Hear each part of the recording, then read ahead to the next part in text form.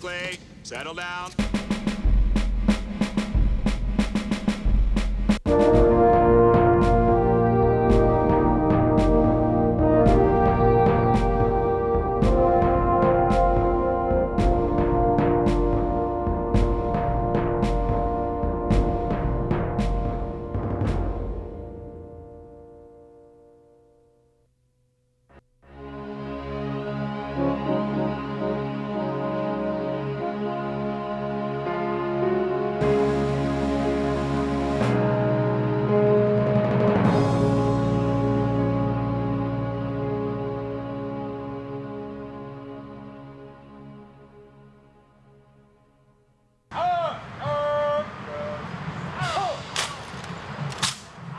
Their Fellowship of Valor was created by a resolution by the Continental Congress on November 10th of 1775. The resolution ordered that 2 battalions of Marines be raised for service as landing forces with the fleet.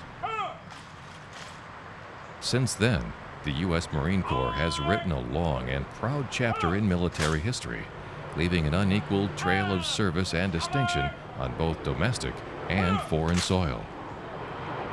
The Marines' earliest and most famous police action occurred against the Barbary pirates on April 27, 1805.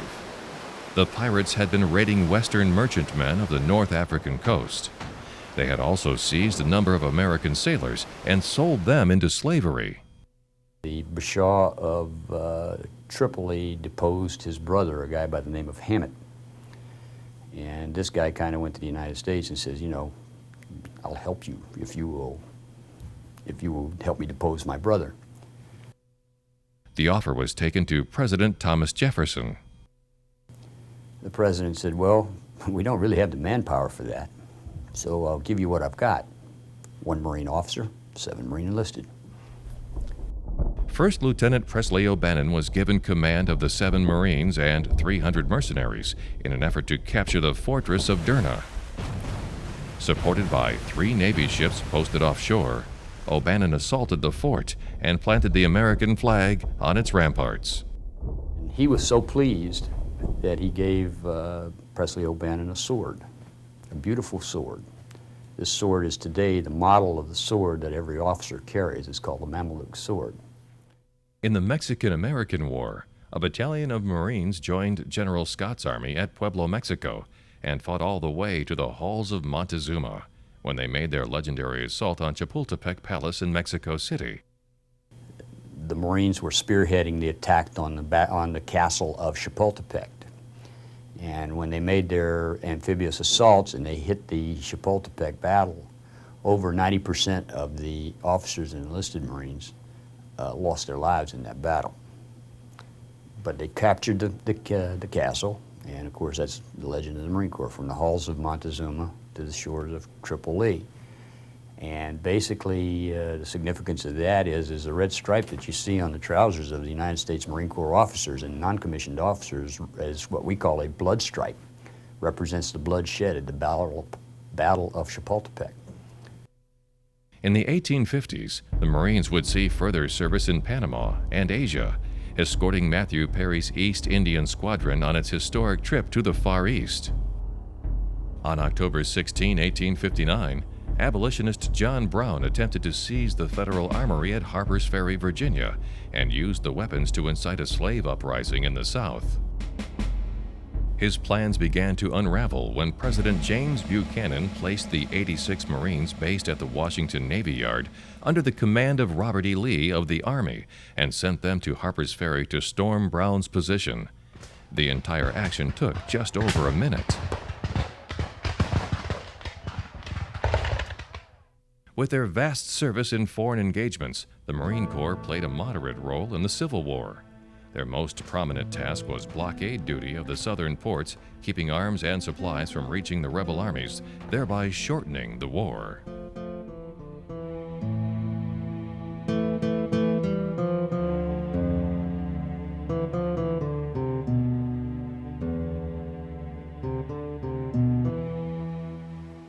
On the evening of February 15, 1898, the armored cruiser Maine, moored in Havana Harbor, erupted in a violent explosion. The Maine sank, killing 260 Americans, among them 28 Marines. "Remember the Maine" became the national battle cry. The Marines mobilized in record time. The 647-man 1st Marine Battalion embarked from Key West in 2 days' time. In 1898, during the Spanish-American War, Marines led U.S. forces ashore in the Philippines, Cuba, and Puerto Rico, demonstrating their readiness for deployment. At Guantanamo Bay, Cuba, the Marines seized an advanced naval base that remains in use today. Between 1899 and 1916, the Corps continued its record of participation in foreign expeditions. These experiences would hold them in good stead during the challenges they faced in the new century.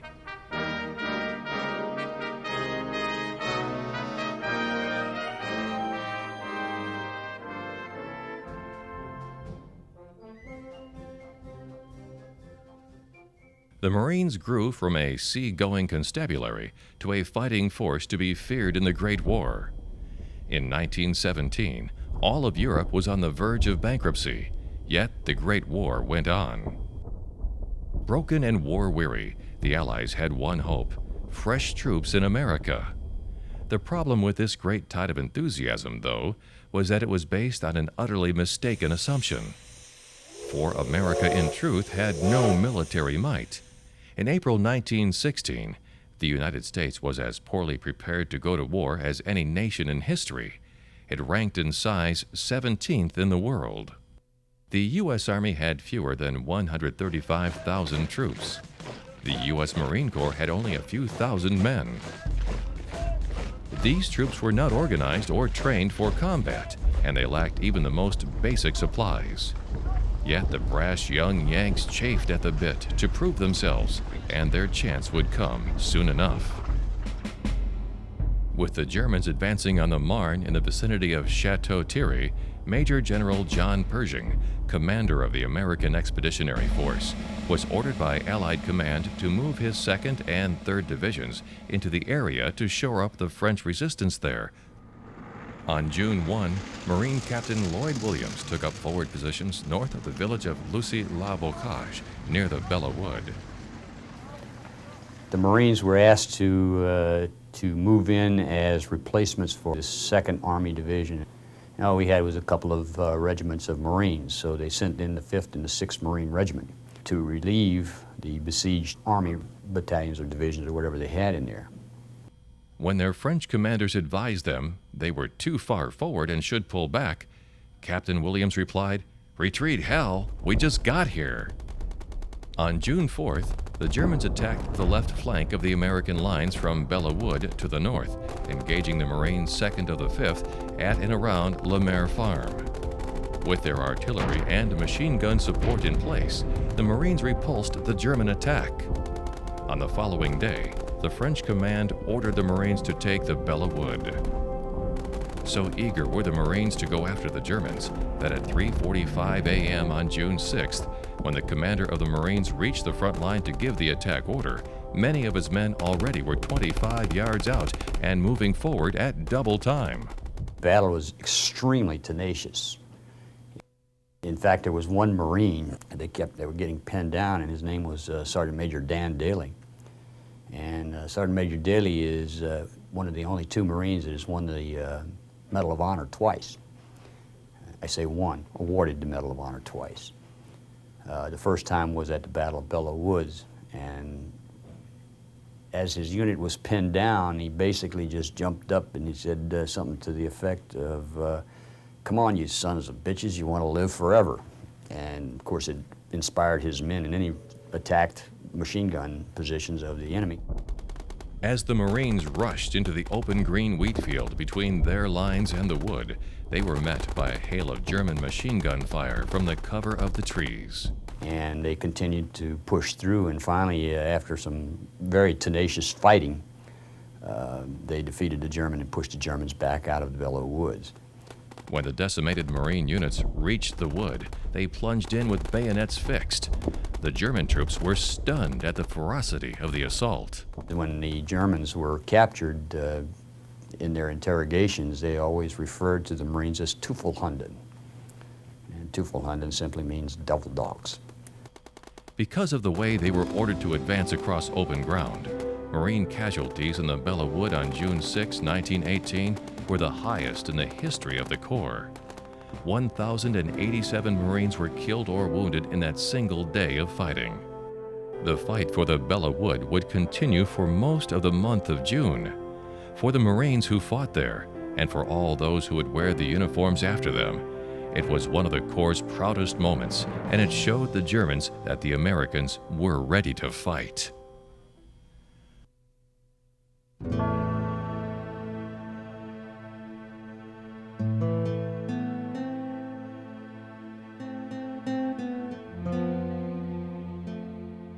After the Great War, the Marines once again saw action throughout Central America as a police force. These actions became known as the Banana Wars due to those countries' principal export. It was also during this time that the Fleet Marines took to the air. The emphasis on for the Marine Corps and between the wars was the development of amphibious doctrine, because I think we knew that the Japanese were an imperialistic country, and basically our biggest threat was going to be that particular area, and that we would have to do some business in the Pacific, in addition to the stuff we were doing in Europe. The ability of aviation to enhance operations in trackless terrain was becoming clear to the Marine Corps through these types of expeditionary deployments. Here the Marines began to hone their skills at close air support. From the mid-20s, Marine squadrons had qualified aboard fleet carriers from time to time as part of their mission, beginning with the converted collier USS Langley. In 1936, there were 145 Marine pilots on active duty, and by mid-1940, the number had only increased to 245. By the end of 1940, Marine aviation pilot strength had risen to 425. Before the end of the war against Japan, Marine aviation had reached a total of over 10,000 pilots on active duty.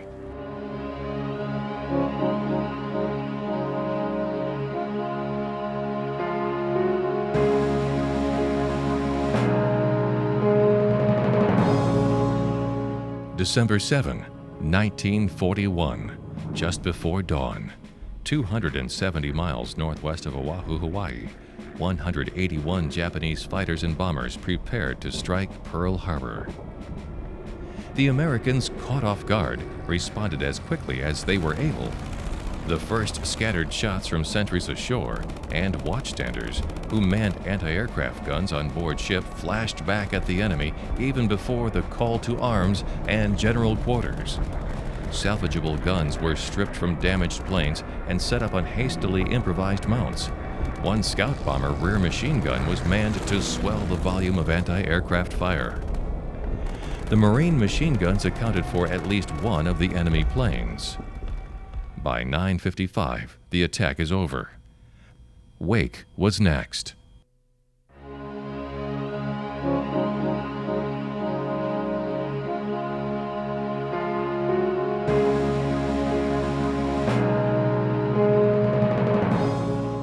Wake Island was garrisoned by elements of the 1st Marine Defense Battalion, totaling 449 officers and men, under Navy Commander Winfield S. Cunningham.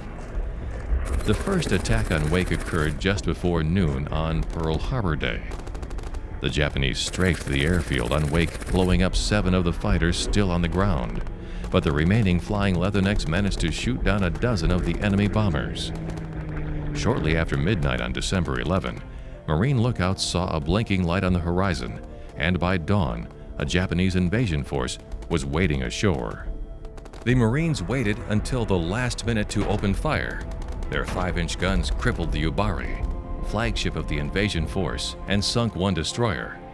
A second destroyer was hit and sunk by 100-pound bombs from the surviving Grummons. In a 45-minute battle, a few hundred Marines had beaten back an entire Japanese invasion fleet. The remaining Japanese forces turned tail and sailed back to their base at Kwajalein. The Americans had lost only 1 man. For the first time since the beginning of the war, the Japanese had been turned back. The attack on Wake was one of the most humiliating defeats of the Imperial Navy during the war.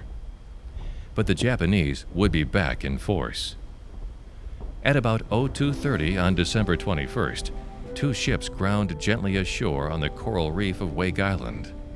Japanese naval infantrymen slipped over the side into the surf, struggled ashore, and sprinted across the coral for cover. Outmanned, outgunned, scattered bands of Marines fought on. Of the 449 Marines who manned Wake's defenses, 49 were killed, 32 were wounded, and the remainder became prisoners of war. Wake's defense in 1941 had been one of the few bright spots during the first months of the war in the Pacific. It provided Americans a stirring example of heroism at a time when heroes were sorely needed.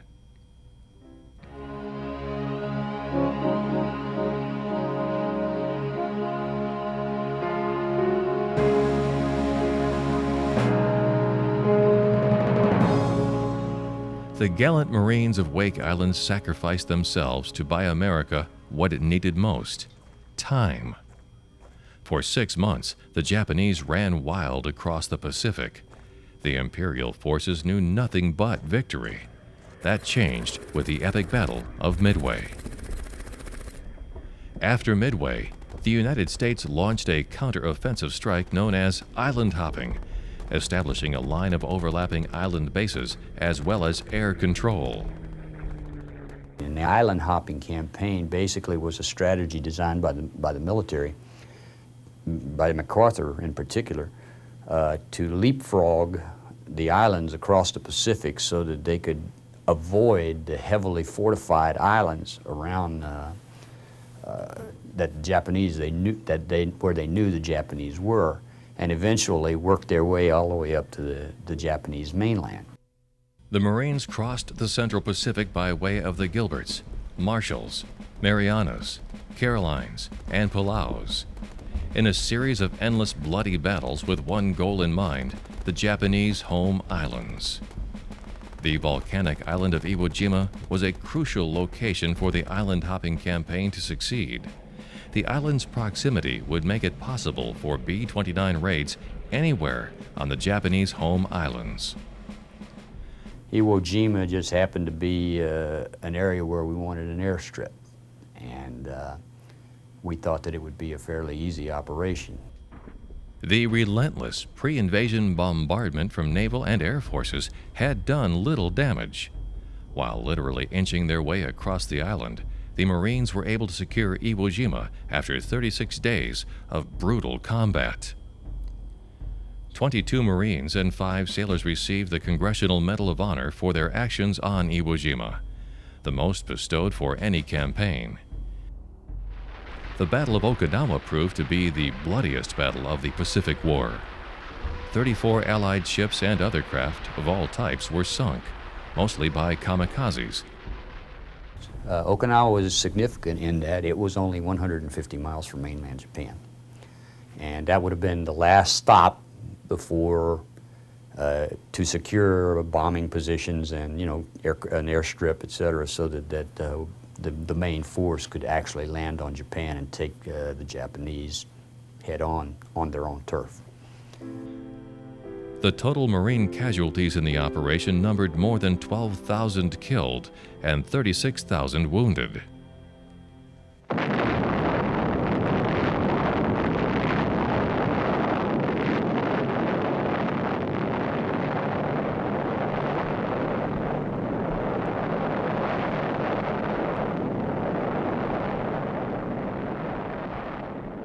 The morning of August 6, 1945, an atomic bomb exploded over Hiroshima.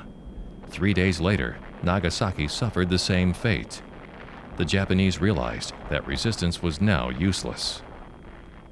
The Marines were spared the horror of an assault on the home islands. The Devil Dog's greatest campaign was over.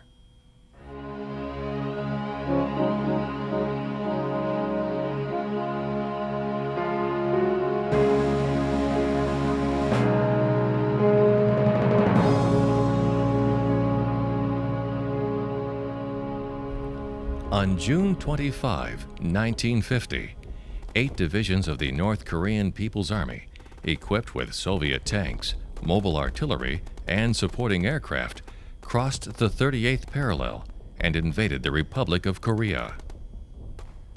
On June 27, the United Nations Security Council proclaimed the North Korean attack a breach of world peace and requested member nations to assist the Republic of Korea.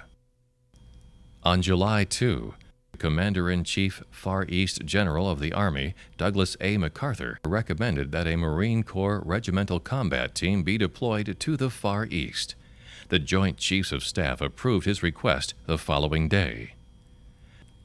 On July 7, the 1st Provisional Marine Brigade was activated at Marine Corps Base Camp Pendleton, California.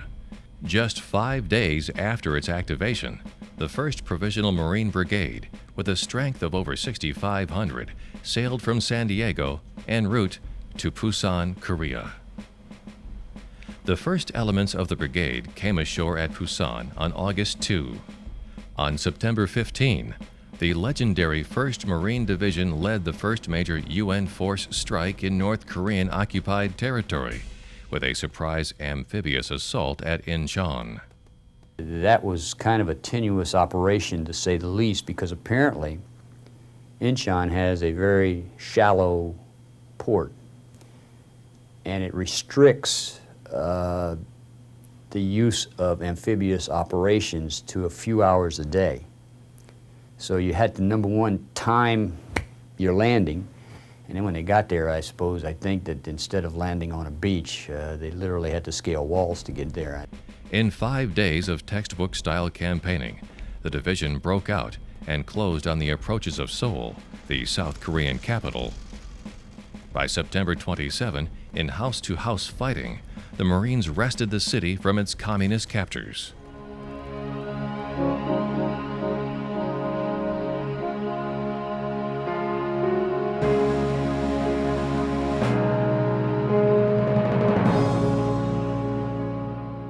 In late October, the 1st Marine Division made an unopposed landing at Wonsan on the east coast, which initiated UN operations in northeast Korea and established security for the port of Wonsan.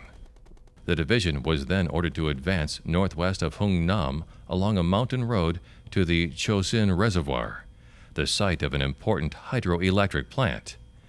Despite intelligence in early November that Chinese Communist forces were massing in force across the Yalu River, the 1st Marine Division was ordered to continue its progress northwest from Hungnam to the Chosin Reservoir.